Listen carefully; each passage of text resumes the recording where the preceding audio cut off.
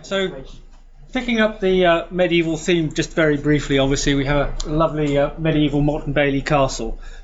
What I'm interested in primarily though is the building, what is described as modern building built inside the castle, which, needless to say, part of that is the Countess of Bridgewater's soup house.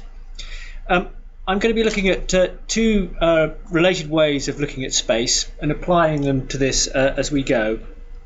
Now, the soup house was built in 1841. I don't have a pointer, but that piece there is the soup house, and that is a cottage. Overall, before we look at the castle and the soup house and the lived experience of the people who frequented it, I'll just give you a little bit of context. I'm looking at soup kitchens from the post-medieval period, particularly from 1790 to 1914, to understand charity and people's experiences of it. Soup kitchens during the 19th century were incredibly common and provided the poor with, obviously, soup and usually bread during the winter months.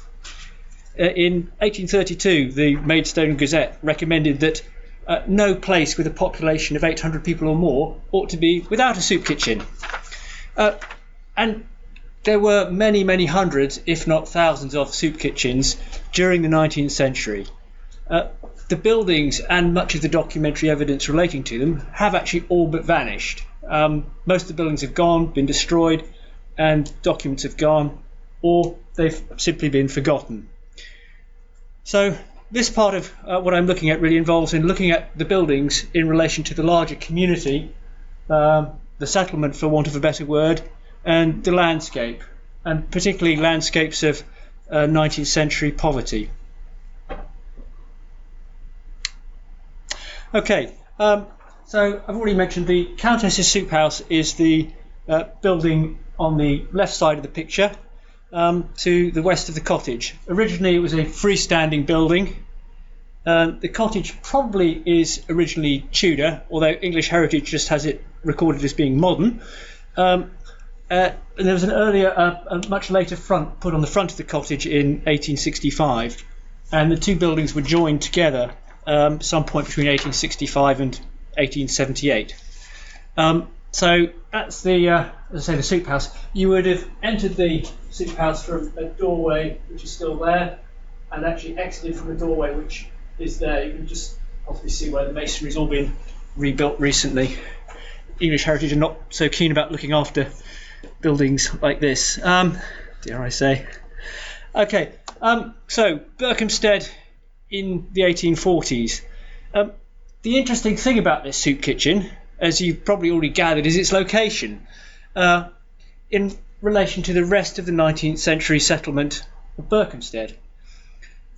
Now, the Motte Bailey Castle, which, sorry, that's a pointer. That's the Motte Bailey Castle.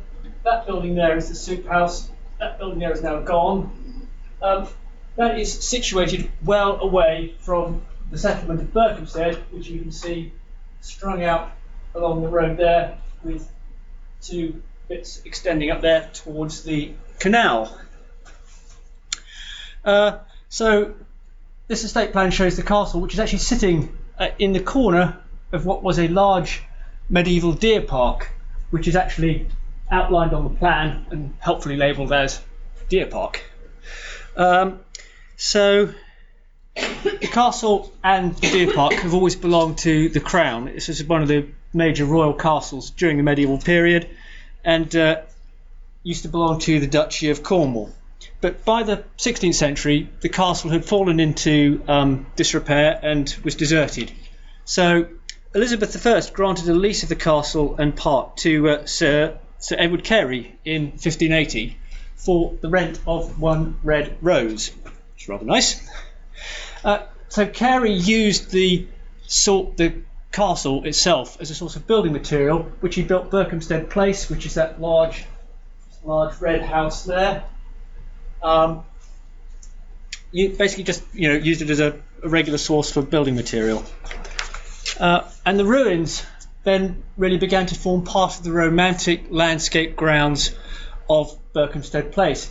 you can see on the map there's a tree-lined avenue stretching down towards the entrance to the castle, and the family that lived in Berkhamsted Place during the 18th century planted the outer bailey ramparts behind the ruins with trees, but not the ones that stood between, not the ramparts that stood between the house and the castle, so that they gave the castle ruins a nice wooded backdrop, but they could still see the castle from their house. So the ruins were really very much subject of antiquarian interest in the 18th century. People came along, sketched them. It appears in many of the tour guidebooks. In 1807, the Berkhamsted Place and the castle ruins passed to the Egerton family, who are the Earl and Countess of Bridgewater. They didn't live in Berkhamsted Place. They lived in a big house, which those of you who frequent big houses may know of. It's called Ashridge. So now I think it's a college, but the grounds all belong to the National Trust. It's a huge, big, crenellated Gothic house. It's about 3 miles away. So obviously my question is, why on earth did the Countess of Bridgewater decide to build a soup kitchen in the middle of the castle ruins, and not somewhere more convenient for the poor of Berkhamsted itself? Now, it is possible she just simply wanted to create a nice idyllic setting for the soup kitchen so that the poor could benefit from contact with the healthy fresh air, getting out of the town, being improved by wandering around the ancient grandeur of the ruins. And certainly the presence of the poor queuing up at the castle gate for food does create a nice image of ancestral paternalistic charity, and conveniently still a nice long way away from Ashridge. So, as I already mentioned it, 1841, this is a slightly earlier plan than the other one. Berkhamsted was strung out along a single road with just those 2 roads going down towards the canal. The population at Berkhamsted had been growing during the 19th century. The canal, which is obviously the blue, most of the blue line, there arrived in 1803, I think, and the railway arrived in 1837. 1841 is when the soup house is built. The soup house is actually built after this plan was surveyed. This is the tithe apportionment map. Now, around this time, the population of Berkhamsted was 2,800, and it was growing fairly steadily, about 10% every decade during the 19th century. The actual soup kitchen, from the few records that I found, was actually feeding around 15% of the town's population. It's about 500 people during the winter months, and it carried on in operation every winter from 1841 through till at least 1897. Other institutions and spaces that for the poor and deviant that archaeologists have looked at, such as prisons, workhouses, asylums and hospitals, have really been theorised in terms of imposing surveillance and control on people and segregating the inmates. And people were managed and reformed by solid walls and constant supervision. Those types of institutions are often located on the edges of towns, either to segregate them from the town itself or because land there was cheaper. Most soup kitchens I've looked at don't actually fit into this mould because they're located inside the settlements and they're too small to contain people. They were usually built in densely populated areas. This one is in fact the opposite. It's not even on the edge of the town. It's way beyond the town. So quite unusual. And it's located, rather than down a crummy little back alley or whatever, it's located inside a landscape which has been designed to be aesthetic, and it's a historic landscape, as it were, of traditional power.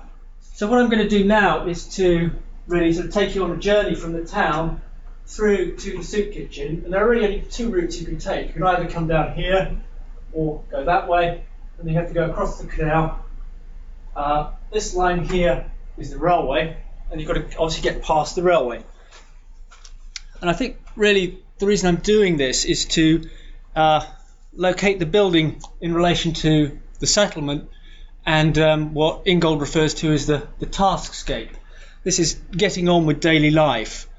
And I think it's a quite important tool to be looking at a settlement here, because by and large it's people's daily activities that are interesting rather than actually necessarily where they sleep.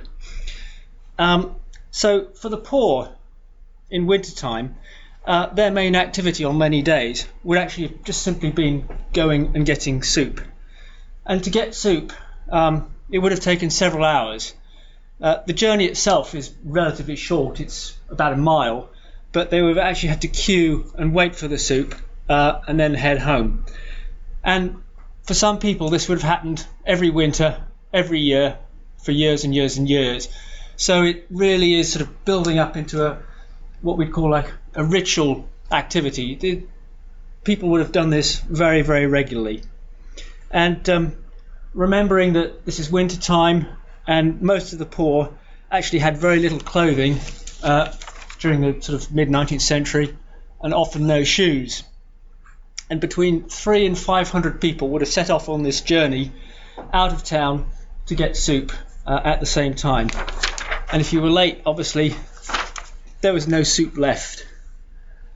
So, starting off, this is a water lane at the top of the town, heading down. That is heading down towards the castle. During the 19th century, that was essentially an open sewer. So you are walking down from one of these tiny little tenement cottages. Berkhamsted suffered appalling overcrowding in the 19th century, between 10 and 20 people per cottage. You'd have walked down Water Lane, and the first thing you'd have come to is what was very politely named the Black Ditch. The Black Ditch used to be the River Bulbourne, but once they put the canal in, there wasn't much water left for the river, and this is where most of the sewage actually ended up.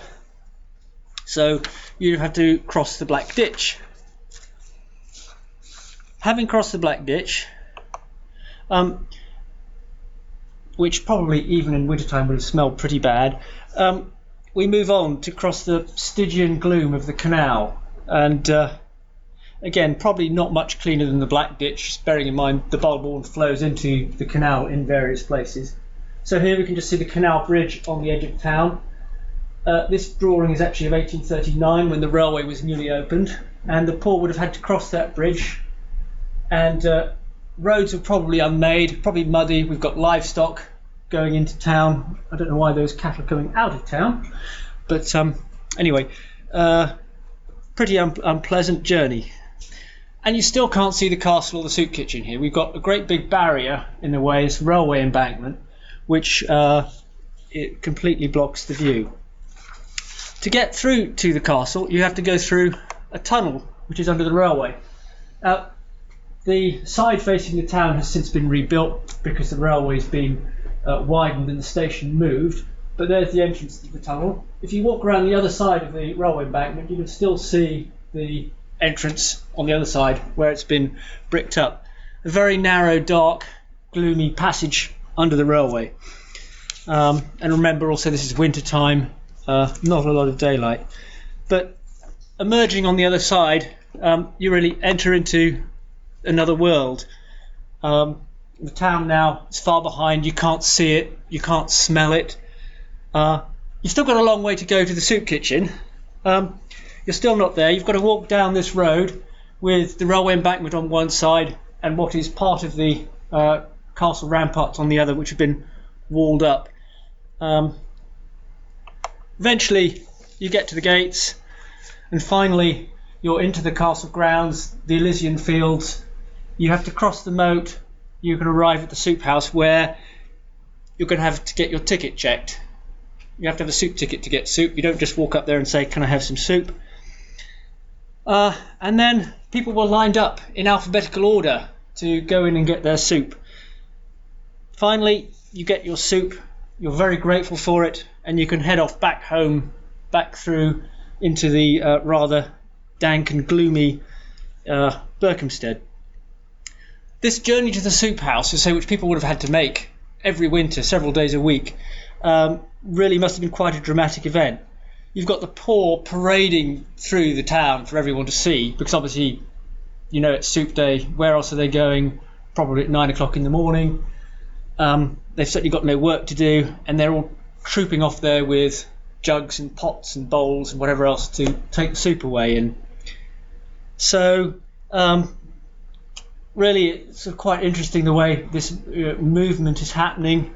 The people are basically having to go there for their soup.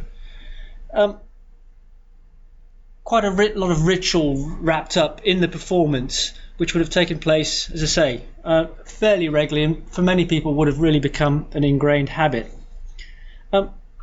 So really what I'm sort of interested in furthermore is trying to understand how to sort of theorize a place like this, and this is where I'm going to sort of leap back into theory, look at something called heterotopia, and also, if we've got time, Auger's non-lieux.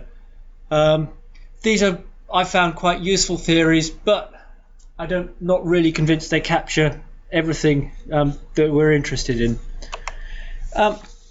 So heterotopia are an idea that Foucault sketched out very, very briefly, and even avid readers of Foucault tend to ignore this part of his work, and understandably so in a way. He only made 2 brief lectures on the point, mentioned it in a preface to the book, and there was also a radio broadcast where he talked about heterotopia, which he also called des espaces autres. These works remained unpublished until 1984. The ideas are really quite vague, and he hasn't fully worked them out, and nevertheless, or perhaps because of this actually, it's received quite a lot of attention, particularly in sociology and cultural geography, not really very much in archaeology. Now, the term heterotopia itself is a medical one, which just simply means a harmless piece of tissue on a living being which is growing in the wrong place. And here Foucault is really applying it to places that are somehow strange or unusual. And as I say, I certainly think my soup kitchen stuck in the middle of the ruins is quite strange and unusual. So this is why I thought I would look at heterotopia to see if it was actually a helpful way to theorize it. I will say Foucault's description is really somewhat convoluted and contradictory. He hasn't really worked out his ideas, but he found that interpreting particularly modern space using the typical sort of dichotomies of public, private, sacred, profane, urban and rural and so on was quite problematic, particularly looking at post-medieval space. I mean, I would argue actually that almost certainly, there's no break between medieval space and post-medieval space or post-modern space. We're all part of a continuum, and therefore, I think this idea probably has got a lot more potential. The problem is, because he didn't fully think it through, lots of people have made lots of different, addressed it in lots of different ways.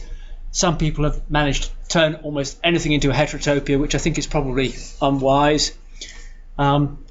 So anyway, if we look a bit more, he gave it 6 characteristics.